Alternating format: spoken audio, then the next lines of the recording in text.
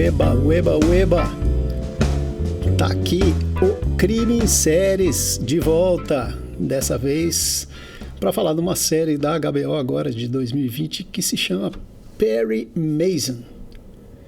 Que Perry Mason é esse? Cara, eu tenho uma história com Perry Mason. Meu pai gostava muito de um seriado antigo e era das poucas coisas, né, que passavam à noite assim, que ele me deixava sentado lá dele para assistir. Eu era muito pequeno, eu lembro pouca coisa. Eu lembro de umas cenas do Perry Mason tocando algum julgamento e tal. A série era em preto e branco, isso eu me lembro bem. Mas eu lembro que meu pai gostava muito, meu pai citava o Perry Mason. O Perry Mason foi uma série de livros escrita por Earl Stanley Garnett. São cerca de 80 livros e mais alguns contos. Perry Mason foi uma novela de rádio. Foi essa série que durou anos, de 57 até 66. Foi uma outra série na década de 70 que eu não vi. Foi adaptado em alguns filmes que eu também não vi nem nunca ouvi falar. E aí o que acontece é que esse cara, Nick Pizzolatto, que alguns de vocês vão saber que ele foi o criador do True Detective, é um cara muito bom, um escritor de mão cheia. Foi um projeto dele que ele não tocou e que foi assumido pelo Robert Downey Jr., o Homem de Ferro, que virou produtor da série e tocou o projeto. Inicialmente era para ser uma minissérie, mas durante a produção da primeira temporada a galera falou: esse negócio está dando liga, vamos transformar isso numa série, mudar o roteiro para deixar um gancho ali no final e poder buscar uma segunda temporada. Afinal de contas, em 80 livros tem muito material para fazer muita série. E diferente da série da década de 50, que fez algum sucesso, eles voltaram à época original que é mostrada nos livros. A série da década de 50 se passava na década de 50, né? A ação se passava na década de 50, e aqui eles trouxeram de volta para a década de 30. Aquele período bem capenga, né? Pós-depressão, pré-Segunda Guerra Mundial, ascensão do fascismo na Europa, pobreza generalizada na América. É um momento tenso e dá um tempero especial na série, e isso foi uma ideia muito legal. Retomar, né, essa época foi uma ideia muito legal. Mas quem é Perry Mason? Perry Mason é um investigador, ele trabalha para um escritório de advocacia e eles se envolvem num caso, o sequestro de uma criança, e ele começa a se interessar, né, com o envolvimento, a investigação que ele está fazendo, a troca de informações. Ele começa a se interessar pelo trabalho da advocacia, pelo trabalho de advogado, e o cara começa a estudar, e com o apoio do chefe dele, né, do dono do escritório, ele vai se tornar advogado, vai prestar aquele exame lá do bar, que é a OAB deles lá, e consegue uma licença para se tornar advogado ali mais para o final da série. Né? Como é que se diz? Perry Mason é um cara complicado. Ele lutou na guerra, ele é alcoólatra, ele não se dá bem com a esposa, está separado da esposa, tem um filho que ele só vê de vez em quando e tal. Assim, ele não se dá bem com a esposa em termos de que não vivem juntos, mas tem uma convivência pacífica, né? E ele está sempre tentando sair desse buraco que ele está, e é um cara meio, como é que se diz? Fraco? Não seria fraco, mas ele tem consciência de que ele precisa mudar, mas ele tem dificuldade de passar por essa mudança. Isso é basicamente o que acontece na primeira temporada.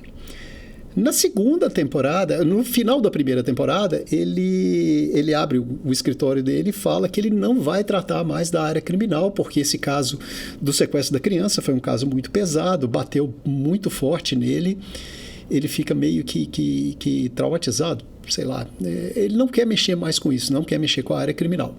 A segunda temporada começa com isso, né? O escritório dele tratando de advocacia empresarial, né, defendendo empresas e etc e tal, e ele começa a sacar uma coisa que cara, a empresa é tão suja quanto o crime, entendeu? As coisas vão acontecendo de um jeito que ele não consegue aceitar bem aquilo ali, e aí o que rola é que acontece um crime lá em Los Angeles, e ele é como é que se diz? Alguém indica para a família dos suspeitos, né, que procure o Perry Mason para tratar do caso deles. Ele insiste que não quer trabalhar com a área criminal, etc e tal, mas cada vez que ele vai buscar os clientes empresariais dele lá, ele se vê meio que frustrado, vê que o envolvimento dele com atitudes que ele não considera moralmente aceitáveis fica do mesmo tamanho, e ele acaba por decidir trabalhar na defesa dos suspeitos desse crime, né? Ele conduz a investigação, ele tem uns amigos que trabalham com ele, que ajudam na investigação, e o cara começa a descobrir os podres de gente muito importante no caso, e a partir daí segue a série. Interessante nesse... Como é que se diz? No ambiente da série, né? Que eles reforçaram bastante alguns elementos do noir, né? Então tem aquela fotografia que, apesar de colorida, tem sombras e linhas diagonais e aquela coisa toda. Apesar de ter muita coisa durante o dia, é sempre tudo meio escuro, sempre tem coisas meio na sombra, elementos temáticos do noir, né?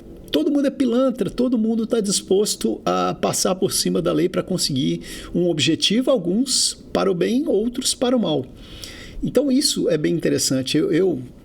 Né, quem conhece meu curto trabalho acadêmico sabe que eu sou meio fascinado com esse negócio de noir, então isso foi outra coisa que me pegou.